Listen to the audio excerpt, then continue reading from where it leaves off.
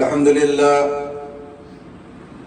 لله نحمده ونصلي على رسوله الكريم أما بعد فقد قال الله تعالى في القرآن المجيد والفرقان الحميد فأعوذ بالله من الشيطان الرجيم بسم الله الرحمن الرحيم الذين آمنوا وكانوا يتقون صدق الله العلي العظيم وصدق رسوله النبي الأمين الكريم ونحن على ذلك لمن الشاهدين والشاكرين والحمد لله رب العالمين.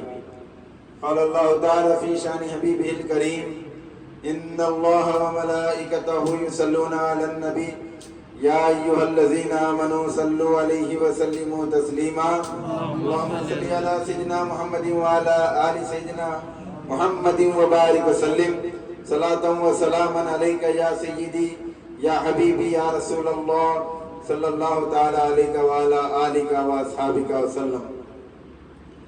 سامعین کرام، رب تبارک و تعالیٰ کا ہم گناہگار بندوں پر لاکھ لاکھ فضل و احسان ہے کہ خالق کائنات رب قدیر نے ہمیں ایمان کی عظیم دولت سے سرفراز کیا اور ساتھ ہی ساتھ گنبد خضراء میں آرام فرمانے والے آقا و مولا رحمت للعالمین سید المرسلین طٰہٰ و یاسین فخر آدم و نبی آدم مالک رقاب امم خلیفۃ اللہ اعظم امین اسرا شہنشاہ دوسرا حضور محمد ربیع فدا صلی اللہ علیہ وسلم کی امت میں مبعوث کیا اور عقائد اہل سنت الجماعت کے پرچم تلے ہمیں رکھا. حاضرین، ہم کو اپنے رب کے ایک ایک انعام پر شکر گزار رہنا چاہیے. آج جس مقدس ترین و بے مثال ہستی کی یاد منانے کے لیے آپ اور ہم جمع ہوئے ہیں، ایسی بزرگ ہستیوں کے متعلق ان کی شان و عظمت، ان کی رفعت و بلندی اور ان ہستیوں کے بارے میں خود خالق کائنات نے ارشاد فرمایا الذین آمنوا وکانوا یتقون، اور پھر یہ بھی ارشاد فرمایا الا ان اولیاء اللہ لا خوف علیہم ولا هم یحزنون. الذین آمنوا وکانوا یتقون یعنی آگاہ ہو جاؤ، خبردار ہو جاؤ، بے شک اللہ کے ولیوں کو کوئی خوف نہیں ہوتا اور کسی دنیاوی نقصان سے وہ مغموم نہیں ہوتے، غمزدہ نہیں ہوتے نقصان سے، وہ بے خوف بھی ہوتے ہیں اور مغموم نہیں ہوتے، کسی نقصان کا انہیں غم بھی نہیں ہوتا. اب بزرگوں کی زندگی کو دیکھیں، اللہ کے برگزیدہ جو بندے ہوتے ہیں، اللہ کے مقربین جو ہوتے ہیں، ان کی زندگی کو دیکھیں تو پتہ چلتا ہے کہ ان کی زندگی بے خوف کیسی ہوتی ہے اور کسی نقصان سے وہ رنجیدہ کیسے نہیں ہوتے، یہ ہمیں پتہ چلتا ہے.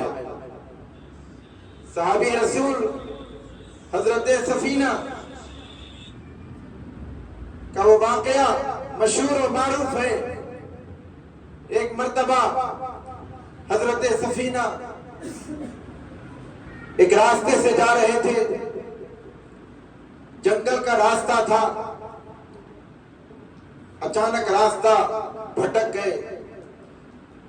جس مقام پر ان کو جانا تھا وہ مقام ان کو مل نہیں رہا تھا، راستہ مل نہیں رہا تھا. اب ادھر ادھر دیکھنے لگے، حیران ہو گئے، اور جنگل کا ایسا مقام کہ وہاں کوئی لوگ، نہ کسی کا مکان ہے، نہ کسی کی دکان ہے، نہ کوئی آدمی وہاں پر آتا جاتا نظر آتا ہے، بس جنگل و بیابان ہے، بالکل سناٹے کا معاملہ ہے. حضرت سفینہ یکا اور تنہا ہے. اب راستہ بھٹک گئے، کیا کیا جائے. اسی دوران آپ اکیلے ہیں، ایک تو جنگل کا مقام ہے۔ اب غور طلب بات ہے، غور سے سماعت کرے تو پتا چلتا ہے قرآن میں اللہ نے جو فرمایا، اللہ کے ولیوں کو کوئی خوف نہیں ہوتا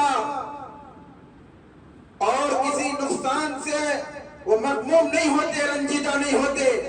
اب خوف اللہ والوں کو کیسے نہیں ہوتا؟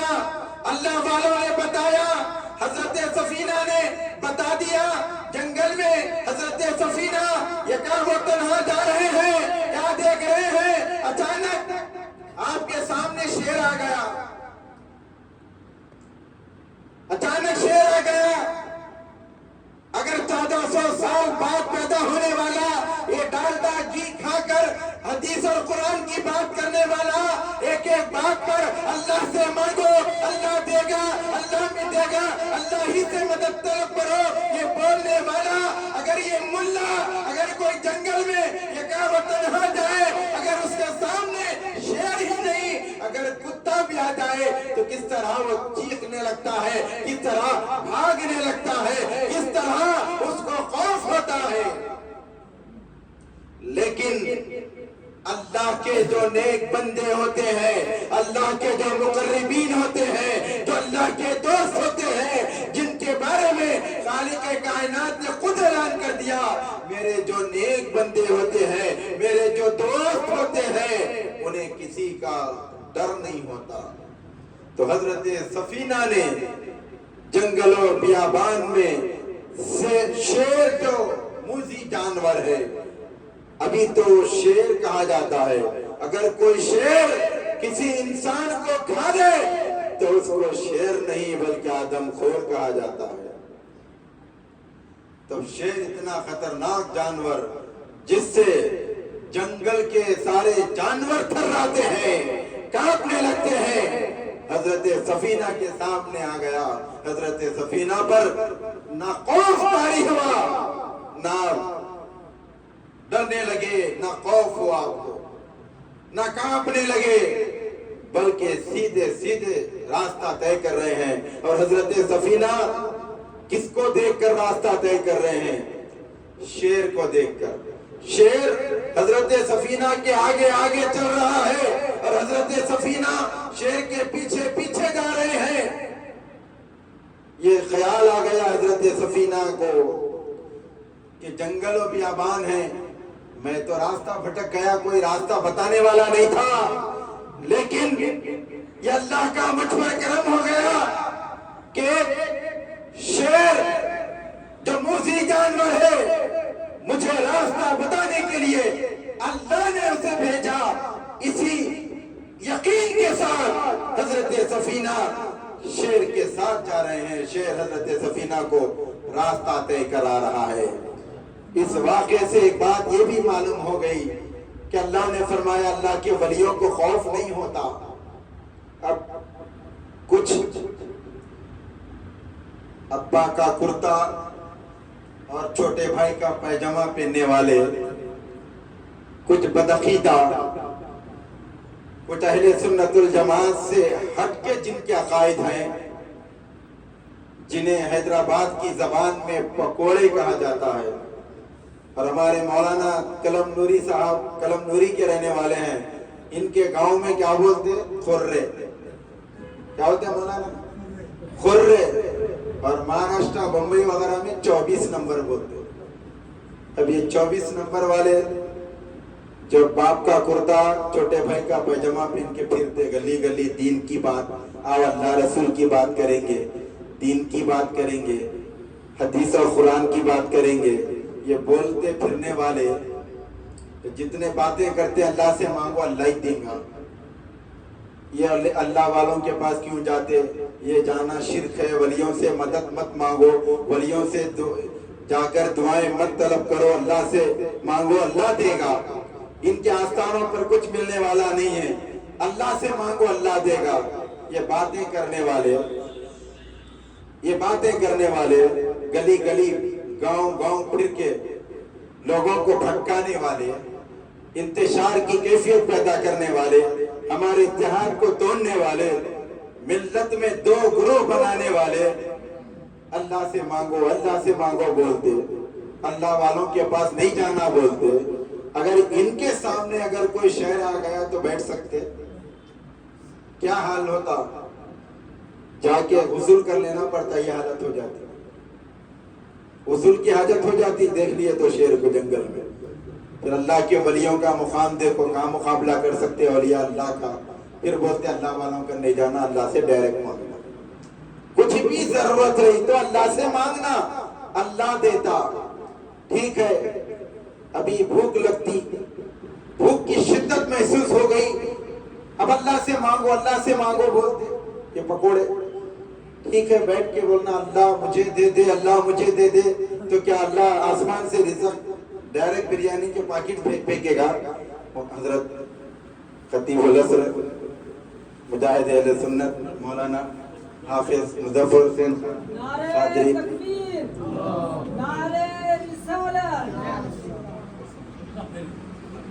قادری بندہ نوازی صاحب کنوینر مرکزی میلہ جلوس تشریف لا چکے ہیں۔ ایک اور مہمان حضرت مولانا محمد علی منہاج قادری صاحب بھی جلسہ گاہ میں تشریف لا چکے ہیں۔ میں اپنی بات اختصار سے کے ساتھ اپنی بات مختصر کرتے ہوئے آپ حضرت تشریف رہیے،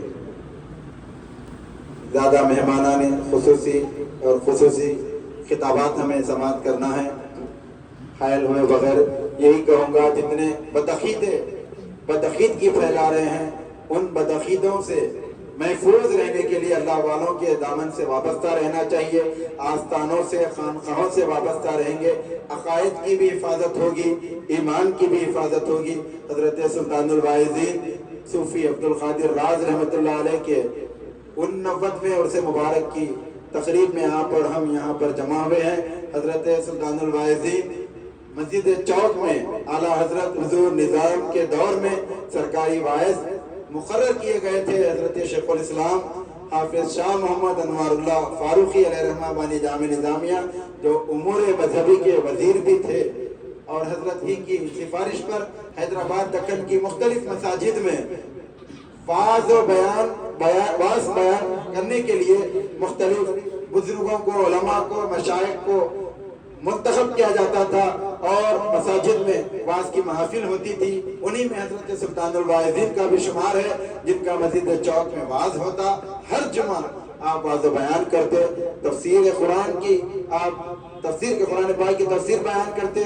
2 سال تک آپ نے طاووس تسمیہ کی تفسیر کی، اس کے بعد اپنے پیر بھائیوں سے کہا اور جتنے حاضرین تھے سامعین تھے سب سے کہا کہ 2 سال ہو گئے صرف طاووس تسمیہ پر ہم رک گئے، ابھی اور اس کی تفسیر باقی ہے لیکن وقت پڑ رہا ہے، اس لیے میں اسے یہی روک دیتا ہوں اور دوسرے آیتوں کی طرف آپ آگے بڑھے اور اسی طرح سلسلہ جاری رہا۔ آپ کی تفاسیر بھی الحمدللہ ہم نے شائع کی تھی تقریباً 10-12 سال پہلے، وہ بھی منظر عام پر آ چکی ہیں، صاحب تصنیف بزرگ بھی ہیں۔ پھر آپ کا واعظ و بیان ایسا ہوتا کہ آپ کے واعظ و بیان کی کیفیت یہ ہوتی کہ آپ کا واعظ سن کر حاضرین سامعین پر ریحت طاری ہو جاتا، کئی لوگ بے ہوش ہو جاتے تھے واعظ سن کر، اور آپ کے واعظ سن کر، آپ کے بیان سن کر حضور اعلیٰ حضرت نے آپ کو سلطان الواعظین کا خطاب دیا، بادشاہ وقت نے آپ کو سلطان الواعظین کا خطاب دیا۔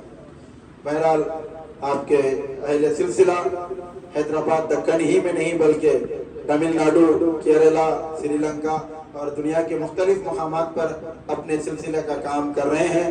آپ کے بے شمار خلفاء، مریدین، معتقدین کیرلا، تمل ناڈو میں حضرت کے نام سے خانقاہیں بنا کر وہاں پر تو ہدایت کا کام انجام دے رہے ہیں، جو صوفی منزل کے نام سے تمل ناڈو میں مختلف مقامات پر جگہ جگہ خانقاہیں ہیں صوفی منزل کے نام سے، کیرلا میں ہیں، سری لنکا میں ہیں۔ یہ سلسلے کا کام الحمدللہ حضرت شاہ ولی اللہ محدث صوفی دہلوی سے ہمارا سلسلہ ہے۔ حضرت شاہ ولی اللہ کے مشن کو حضرت سلطان الواعظین نے دنیا کے کونے کونے میں اپنے سلسلے کو پھیلا کر حضرت شاہ ولی اللہ کے مشن کو عام کیا۔ میں اسی کے ساتھ اپنی بات کو ختم کرتے ہوئے یہی خواہش کروں گا کہ بزرگان دین، اولیاء کرام کی تعلیمات پر عمل کرتے ہوئے عقائد اور ایمان کی حفاظت کرنی چاہیے۔ وآخر دعوانا ان الحمدللہ۔